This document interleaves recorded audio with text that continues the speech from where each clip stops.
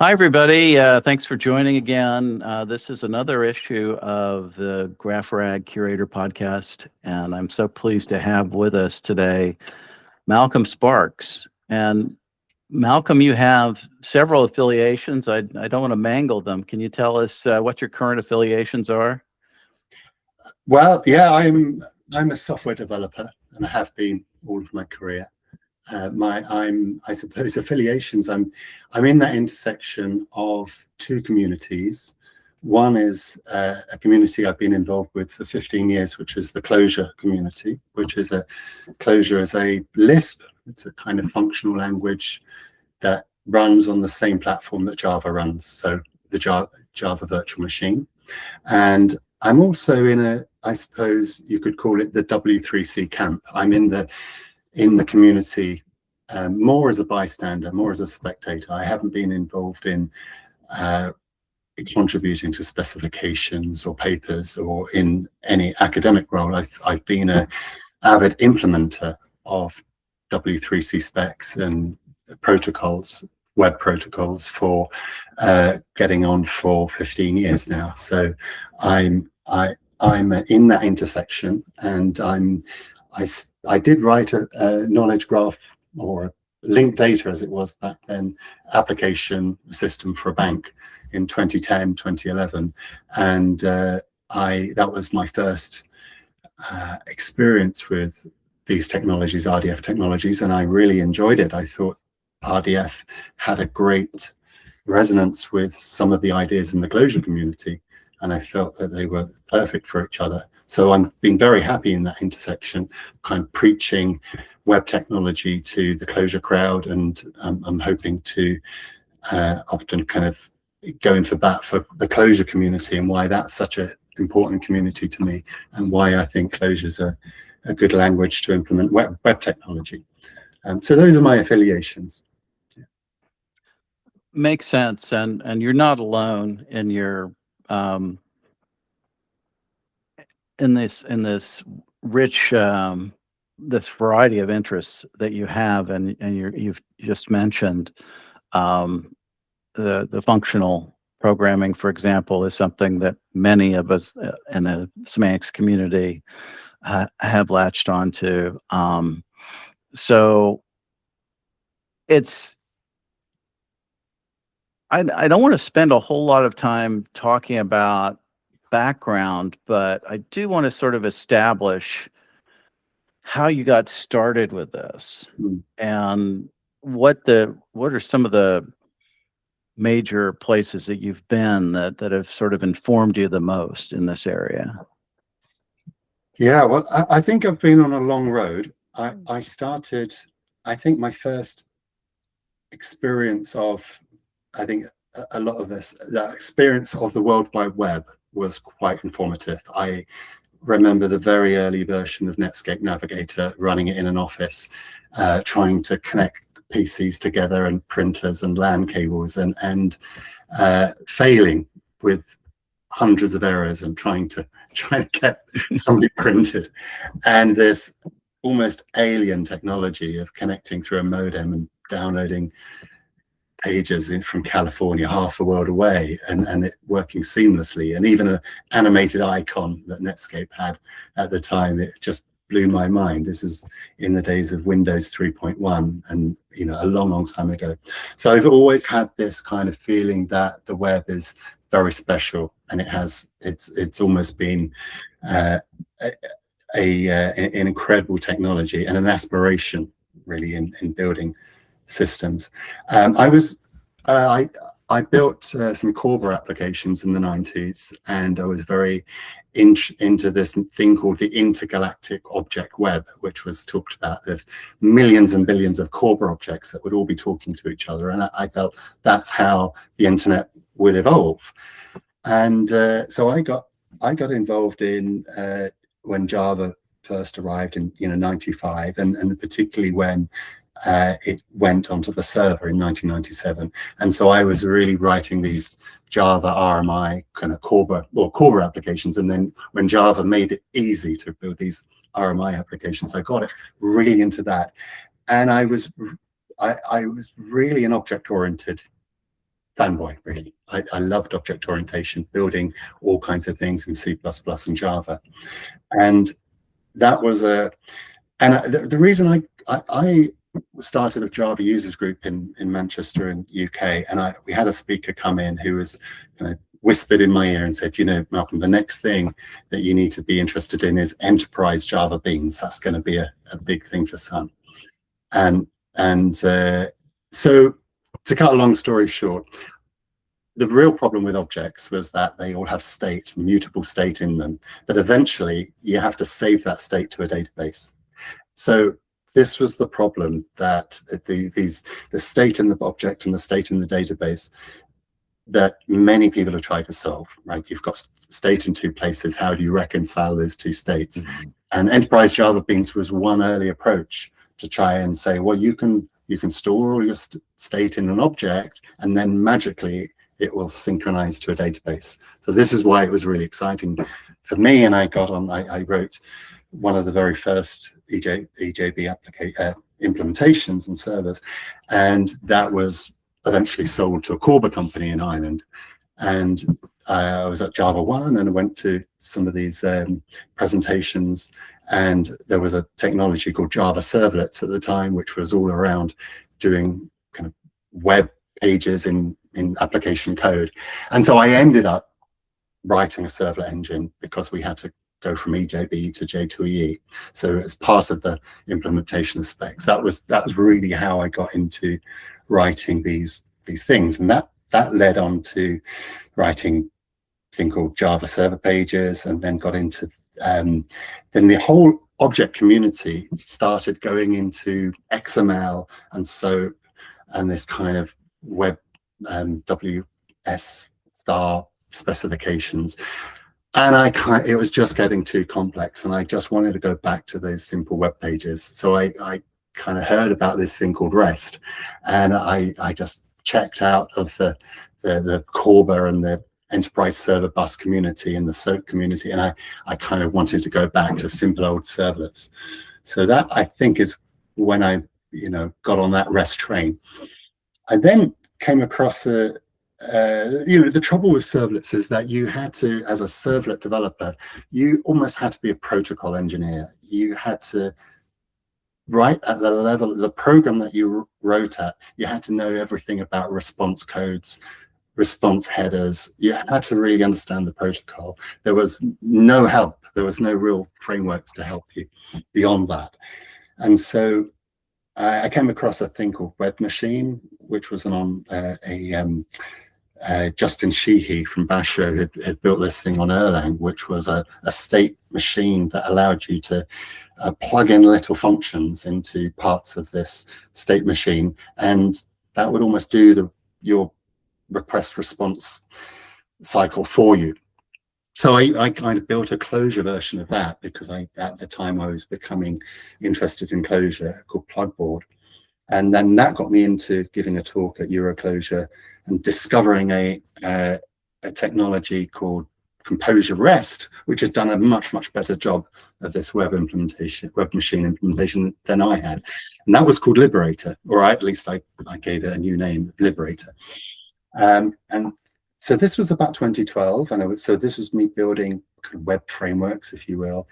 I then went on to building a router, which was well used in the closure community, called Biddy, and that led to another web framework called Yada. That led to another set of technologies I called Site, and then I did a second version. So that was all kind of around the time of the lockdowns and the COVID stuff. So that's I suppose a 25 year journey to get to where I am today, which is to say that I feel I've come to a point where I'm happy with having built something that I've been trying to build for 20, 30 years. So that's how I've got involved in, that's my story. It's a great story. And so how do we go from there to Graph-Centric and your current work and what you've been talking about on LinkedIn, for example? Yeah. Well, I was listening to a podcast recently, Lex Fridman, who was interviewing the creator of Ruby on Rails, Daniel Heimeyer Hansen, and he's known as DHH. And he had this story where he talked about the zenith of developer experience of writing websites, which occurred in the early noughties, when as a developer, you only had HTML and maybe some images and some CSS, and you uploaded them to a Apache web server or some host, and wow, you were published. Your website was published, and you joined the web system. You were a node on the web, and it was so easy, and it was almost so beguiling, because if you kind of were young and you wanted to kind of it was the, you know, all you had to do was learn HTML and upload it, and it was so easy. And the developer experience was so fun. The web never went down, and you could, you know, it's the sort of thing you teach your kids how to do, and you can see their smile when you actually get something working. It was so unbelievably easy. And since that point, we've just made it progressively harder and harder and harder until it's become almost Byzantine in its complexity. And I think that those of us who remember what it used to be like are harking back to the days of that simplicity and that ease. So this is what I want to get things back down to that, where it was really an Apache web server.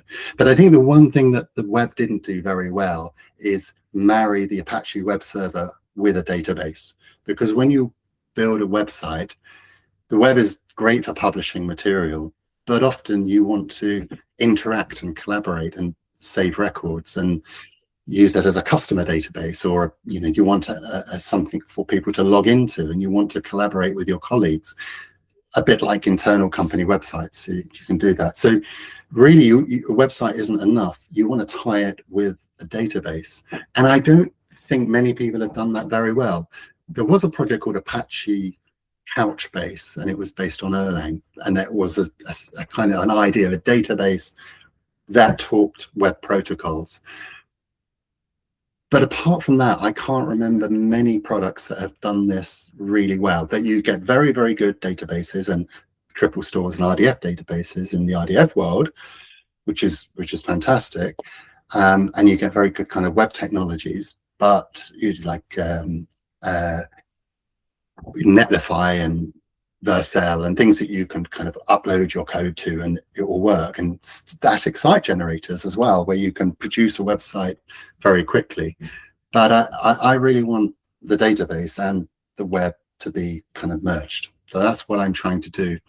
So what Graph-Centric is really extending that model of having just a few HTML files and CSS and some JPEGs, and adding one more file format, which is Sparkle.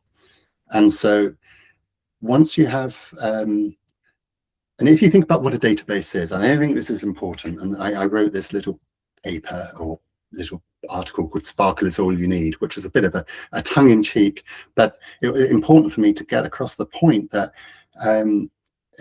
one of the closure community people I'm very fond of reading is Nathan Mars, who came up with he's got in talking about his latest product, he really kind of reinvented the database, and he is saying, well, what actually is a database? It is something where you can store records and you can get them out. That's all it is. You just need something you can put data, and you need an efficient way of querying it and asking questions of it and getting the data back out in an efficient way. And that's all you need. And so I felt that marries on very well with Sparkle, because Sparkle has a query language. It also has an update language. So you can use Sparkle to get data into a database and use it to get it out. And it happens that it's a standard, it's very mature. There's a lot of Sparkle in the pre-training data sets that are used to train LLMs. And so the LLMs are very good at Sparkle. So rather than a proprietary language, it's just the perfect language. At least I love it. I'm also a very big fan of as a closure database called Datomic, which was very similar in a sense that it had this kind of data log query language. And the Sparkle language has really strong roots in data log and description logic, and those those very mature, very well thought out technologies. So I love the query, the data log style of Sparkle. It's incredibly powerful, and I think if you just embrace Sparkle as yet another format, you can build web applications that I mean, we've been able to build some very sophisticated, impressive applications just using Sparkle before you get onto all the other stuff in the knowledge graph world. So that's what I'm trying to do. That's super, and it's good to have the context. I remember another Clojure guy, Rich Hickey, was behind Atomic, and as I recall, that's an immutable data store. And so, are you working in an immutable form in what you're doing, or yes, does it have benefits for you or not? Well, I'll the triple store that I'm using at the moment is Apache Jenna, which is a very popular triple store. And the reason I'm using it is that was the one I used 15 years ago, and I was very impressed with it back in 2010, 2011, and it seems to be that people have maintained it, and I don't know the community, but it's come on leaps and bounds, and it's very easy if you're a Java developer or Clojure developer. You can just kind of play around with it. In Clojure, we have this interface called the REPL, where we can play around very quickly with technologies, just typing it into a prompt and play around. And so it's very easy to take Jenna and kind of mold it in the way that you want it to and run little data sets and queries. So I was able to learn Jenna very, very quickly, and I'm very happy with it. But that said, the triple store is a standard component. It has there's these Sparkle interfaces, graph store protocols, very standard protocols that all of the triple stores use. So I'm not married to using Apache Jenna forever, but it's just the one that I've used. Your question about immutability is a good one. The architecture of Datomic, I was very inspired by how Datomic works is that you send transactions in a single write path to Datomic. So there's a queue of transactions, a bit like the old mainframe days where you had a job control, you had all your jobs in a queue, and you just wait until you have your turn in the queue. So you send everything over using a transactor, and then all of if you on the read side, you can replicate Datomic, replicate the database as much as you like, because you know that as long as you don't mind not reading the very latest, if you don't mind being a few seconds out of date, then you can replicate as many read replicas as you need to. Now, the important that is a kind of an immutable approach, because every change that you want to make has to be a novelty. Every new transaction has to go into a queue, and it has to be executed. And because it's in a queue, that queue can be stored in something like Kafka or a durable log forever. And so if you want to then ask the question, well, what did the database look like a year ago? You could, in theory, just play forward all of the transactions up until a year ago, and then you would arrive at the same state. So those are common kind of practices in Datomic and the Clojure community to arrive at that degree of immutability. Yeah. Well, and you're mentioning a lot of things that we could schedule another session to talk about, but I did want to just focus on your current work and the applications you were alluding to. And can you tell us about those and the goals and what the results have been so far? Yeah, I mean, this has all come from an itch that I wanted to scratch for a long time. The reason I've been building a lot of these web frameworks is triggered from an experience I had joining the investment bank industry in 2008, just at the time of the global financial crisis, which was the wrong time to join an investment bank.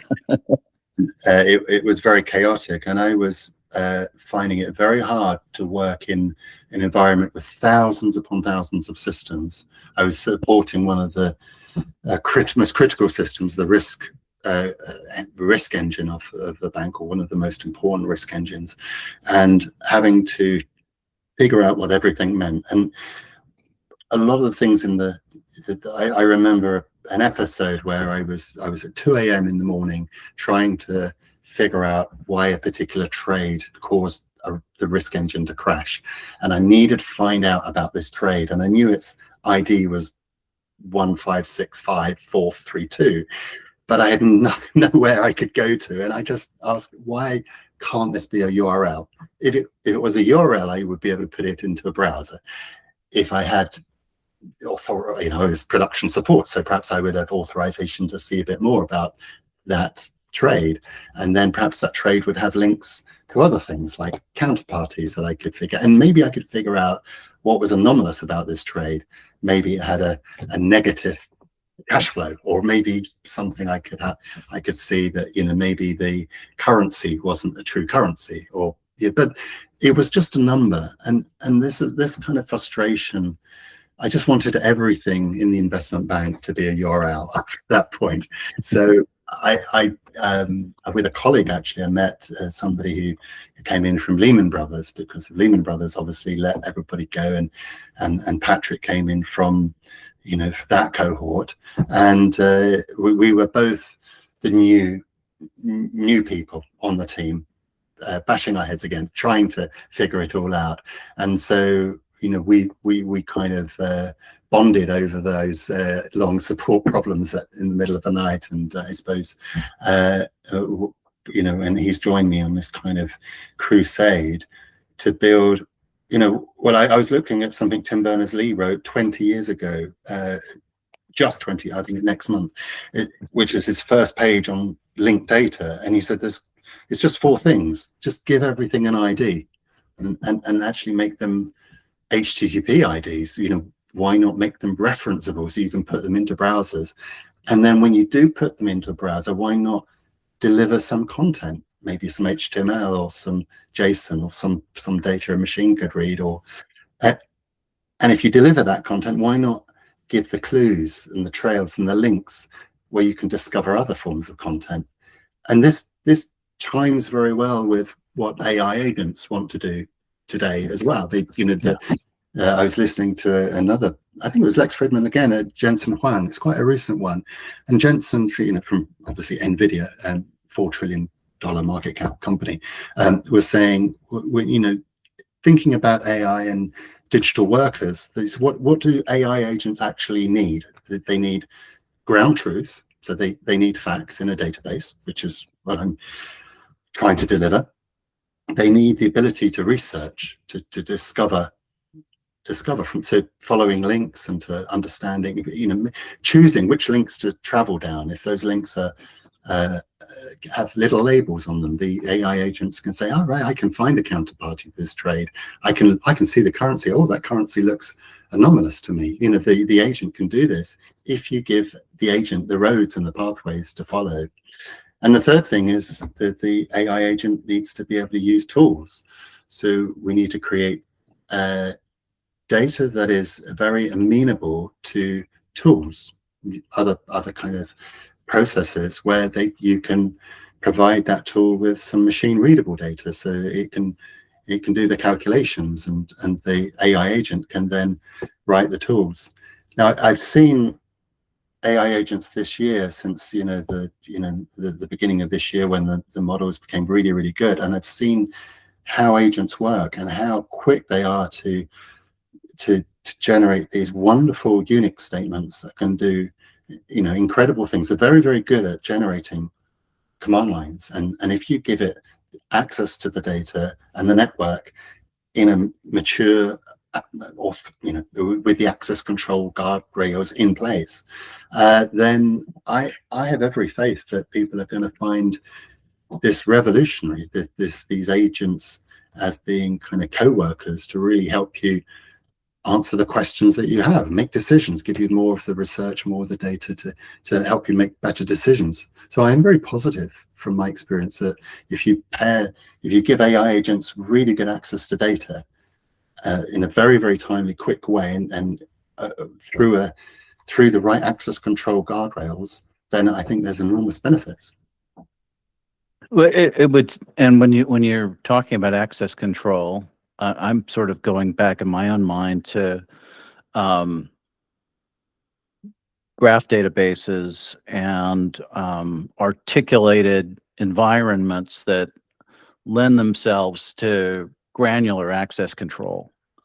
I mean, that's just where my mind goes. Am I thinking along appropriate lines here, just in terms of enabling that kind of access control? Yeah, it's a hard problem, and I think it's a key problem. I'm going to a conference next week, which is the Dave McComb's data-centric architecture forum. So I'm thinking about this problem at the moment. But 5 years ago, 4 or 5 years ago, I was really working on this site project to solve this problem, because I believe that I believe in the potential for having a single database, or maybe a cluster of databases, but a single point where you put all records. That's the aspiration. That's the goal I'm really trying to get to, and that starts with the data. Now, the reason why we haven't really bothered too much with getting access control right in the enterprise, I think, is because everybody's got different applications. So the HR people have got their applications, the accounting people have got theirs, and they get access control just by not giving the keys to the room, the logins to, you know, QuickBooks or to, you know, Calm HR or Salesforce. You just, and you can control them just by doing things in the application tier. Also, applications, mostly people are writing custom code to say, well, if they're not in this team, then they're not allowed to see the data. So you can do anything in code. So access control is really a question of just writing lots and lots of code or having it generated. But it's a kind of brute force solution, and it's not one that is general. So I think this problem has to be solved generally and at its core, because if you merge all of an organization's data into a single core, which I'm really wanting to do, then you're exposed. You have to, because if you're storing salary data in the database and everybody's got access to that database, you've got to have some boundaries. You know, if you don't want to share everybody's salary and contracts and medical history and all that stuff.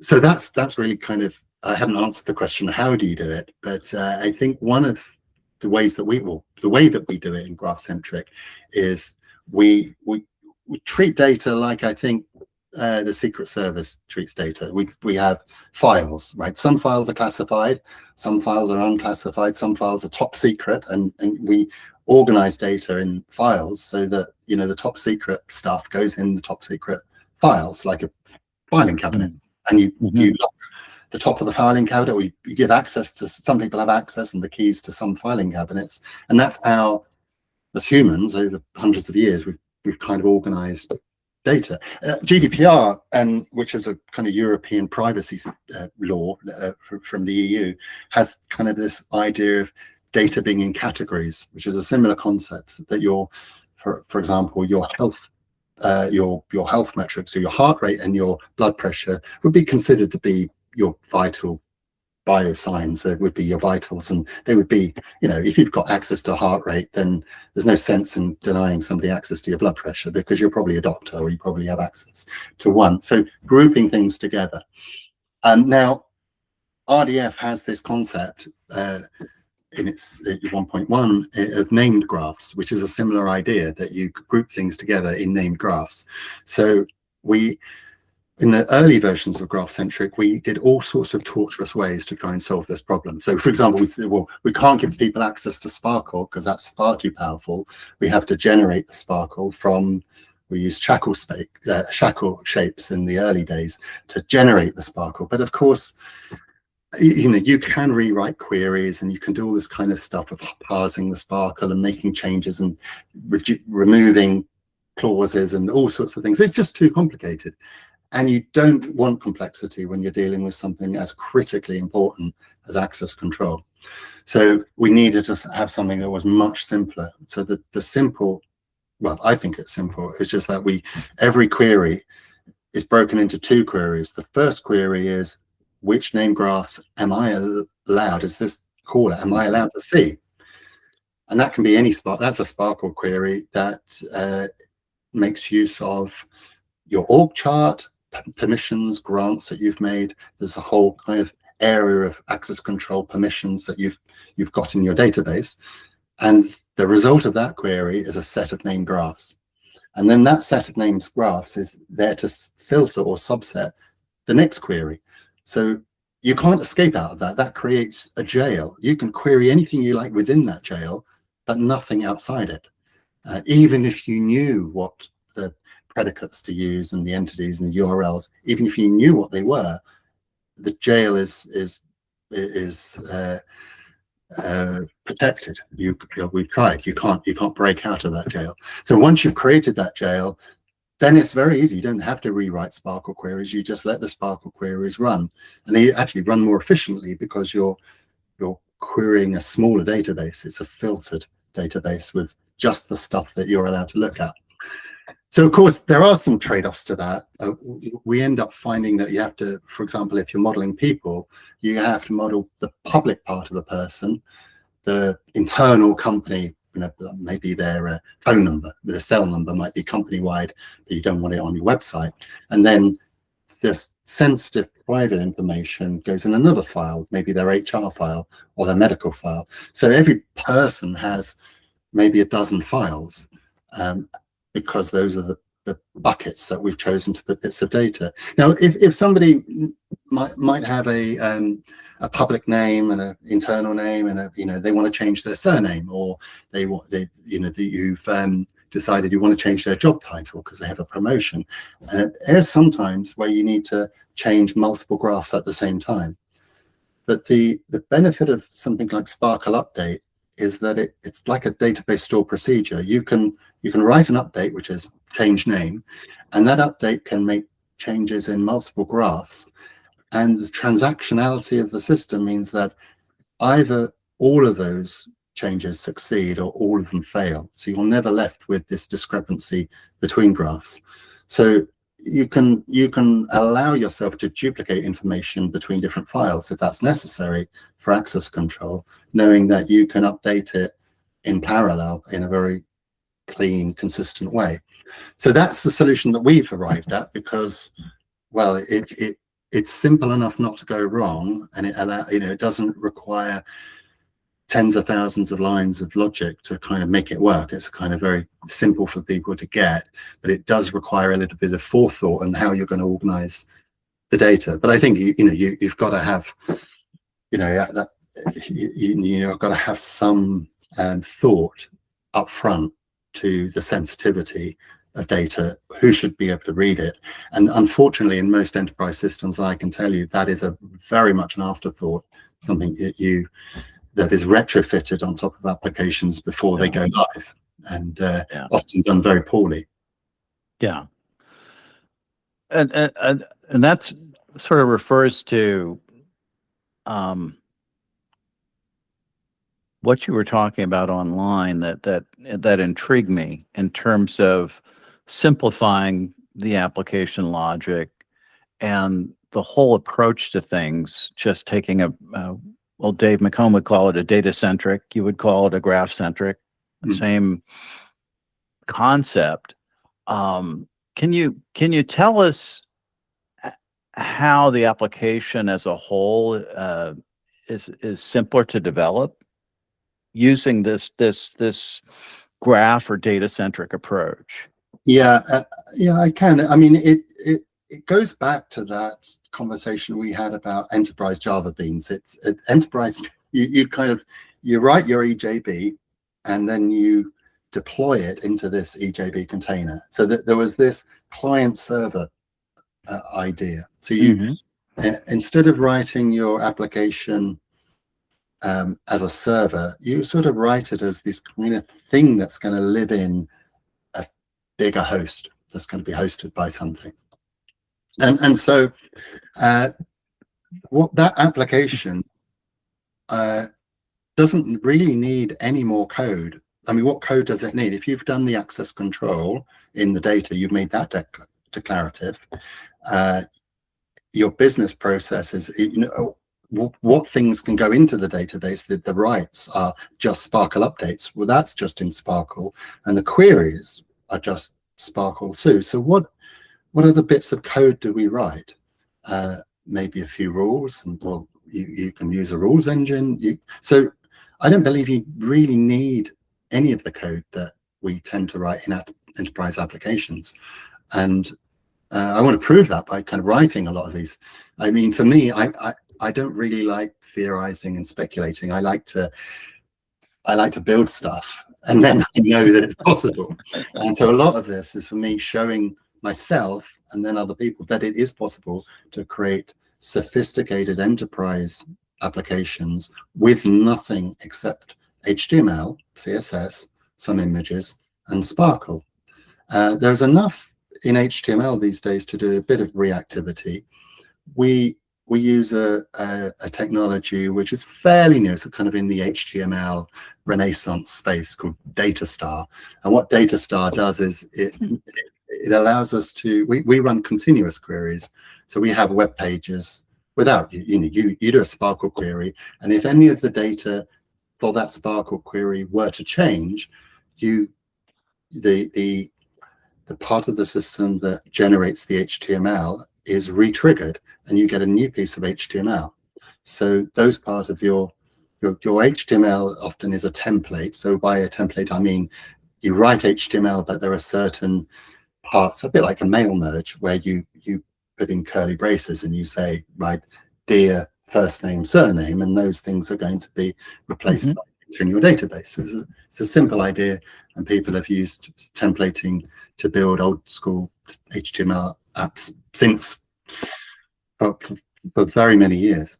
So DataStar is a technology that just allows us to send updates to the browser while data changes without the user having to refresh their browser. So it uses there's a technology in the web standards called server-sent events. So the browser connects to the server, gets the first page, and then any subsequent updates to that page are just fed through this out-of-band connection. And as a user, you just see the page update. So you might be looking at a dashboard and somebody moves a Kanban card across and you see it because that's changed a piece of data that you're looking at. So everything in Graph-Centric is up to date, not only in the sense that every query that is run is running against the live database. It's not some downstream database. It is the operational. We haven't really covered that, but that kind of the idea that you want to start RDF right at the upstream, at the highest point upstream that you can possibly get it, because that's where data is ingested. That's where data is first born. It's users typing in stuff into fields. That's where you want your RDF to begin. So if you can query the data there, you're going to get much more up-to-date data than if you have to wait 2 days for a ETL pipeline to. So that's one aspect of the liveness of data. But another is that you could be looking at a stale web page and you want that dashboard or something to. So in Graph-Centric, everything is really a dashboard, in that everything has a DataStar connection. And what DataStar is a very cool piece of technology that can take a piece of HTML and then a subsequent piece of HTML and work out what the differences are so quickly that you just see it change in front of your eyes in a kind of a blink of a second. It doesn't take any kind of, it's not slow. It does it in milliseconds and you don't notice it. But it does give you the reactivity that the reason why people have built these very large JavaScript frameworks and these huge React applications and these whole teams that just write one front-end application in JavaScript are mostly doing it because they want that liveness. They want the dynamism of the page to feel like it's an application. Well, if you can achieve that through just repainting the HTML each time, then it's a lot simpler. And you can go to DataStar They've got wonderful demos. You can do almost anything that you can do in these React components. You can do just by server-generated HTML. So that's another. It's kind of a modern reason. There's a few modern tricks that we're able to use, but fundamentally, we're trying to get back to where we were in 2000 with the FTP server and the HTML. We're modernizing that. It does seem like it's a return to a clean desk in some ways that you can start with. And can you walk us through an example of an application you've been working on, and just sort of talk about what the user would be experiencing? Yeah, well, we're building something for the governance, regulatory, and compliance world, which is so companies have to go through audits. They have to go through kind of either there's a lot of Dodd-Frank and a lot of legislation from the global financial crisis. There's SOC 2 in the payments world. There's a thing called PCI DSS. There's ISO 27001. So companies that have to go through these audits, they need a lot of paperwork. They need to tell their assessors what their hardware looks like, and they have a lot of action items that they need to follow to make sure that their servers are up to date, they've got the latest patches, they're running antivirus, or all those things. They're looking at their logs, they're making sure that hackers aren't coming into their network, they're updating their firewalls. All of those things have to be evidenced, and so there's a huge paper trail. And I've done one of these audits myself on a previous project, and sometimes you end up with thousands and thousands of action items, and they've all got to be done, they've got to be owned, they've all got to be evidenced. So we're building a solution for that, which is you get the product, it's full of policy statements which are all mapped to various security frameworks like PCI DSS. You then you kind of tell the system your assets. It then decides which creates your policy framework documentation, your standards, your control measures, and then gives you a bunch of action items that you need to follow with ownership and who needs to do them, and Kanbans and dashboards, and to see where you are, and then allows you, because all that data is, of course, everything is a URI. I forgot to mention, we've achieved that nirvana of everything being accessible and machine readable. So you see a dashboard that's accessible in Markdown or in JSON or in whatever format is appropriate. And so the AI agents can act as digital co-workers, and they can help you spot kind of, well, if we implement that package on top of that machine, then we're going to meet the requirement of that compliance item, and so on, so that the AI agents can become your audit partners to help you achieve and evidence ready for your assessment. So that's a kind of complicated product. It requires lots of even the production of PDF documents is all done. Everything is done in that. There's a very large enterprise application, thousands and thousands of compliance statements, mappings to all sorts of security frameworks. I think at least 5 or 6. We're working with somebody with 20 years experience in the compliance world. So, they're helping us build this product, but it's, you would never believe that it was just HTML, CSS, and a bit of Sparkle, but, that's the code base. And we don't write every bit of HTML. We ask the Claude Code or our favorite agent of that month to kind of write the CSS, because I'm too old to write CSS. But it does a wonderful job. And so just don't have to worry about all the other concerns in writing a back-end server application or a front-end React application. I just have fun, and I can deploy within sub-second, because I make a change to an HTML. Do you remember the days where you just FTP that HTML up? You don't have to FTP everything else up. And so we have I suppose it's like convergence tool, we use this theory from Mark Burgess called promise theory, which is this idea that is in the DevOps space. So there's a thing called CF Engine, which is used to deploy infrastructure. It's the sort of thing that CloudFormation or Terraform is based on. If you've heard of those DevOps tools, where you specify what you want in your infrastructure, and then all these promises are kind of then kept, and it is able to incrementally change your infrastructure without you having to go and rebuild everything from scratch on every release. It will detect drift. And so we use the same concepts, that you make a change to some of your CSS or some of your Sparkle, the system detects drift and it redeploys it. So you're up and running usually within 2 or 3 seconds. And if that can be your live site. So it feels very tactile, like a static site generator, but you're actually writing something with a database, and where everything in that database is a URI with lots of links and relations between for you to discover other URIs. So it hits that, it scratched that itch that I've wanted to scratch for 20 years. So I sort of feel that we've only just implemented what Tim Berners-Lee wanted 20 years ago, and now we have. I was like, well, what did he say in 2007 and 2008? Can we get it?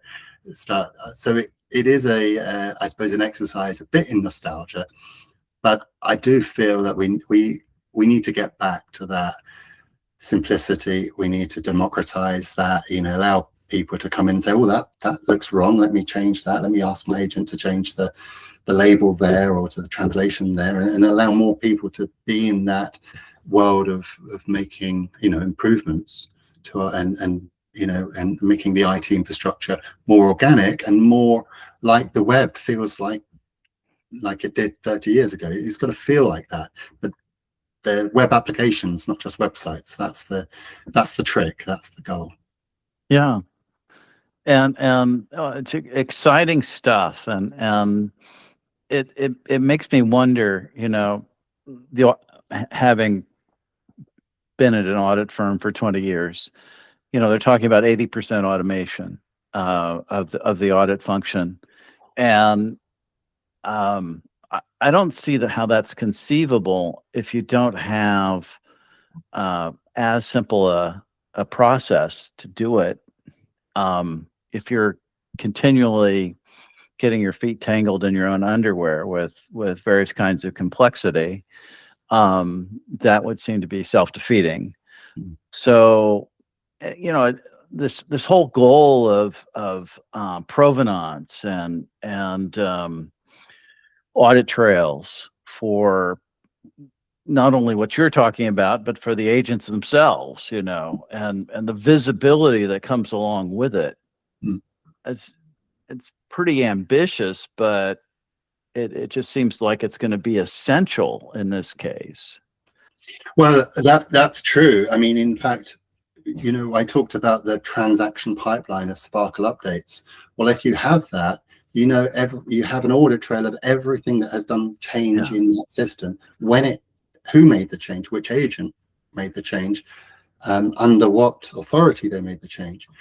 And of course, in our system, we attach provenance to that. And so we create provenance graphs to know who did what, when. And so you can ask questions and have timelines and see, well, this record, but how did it change?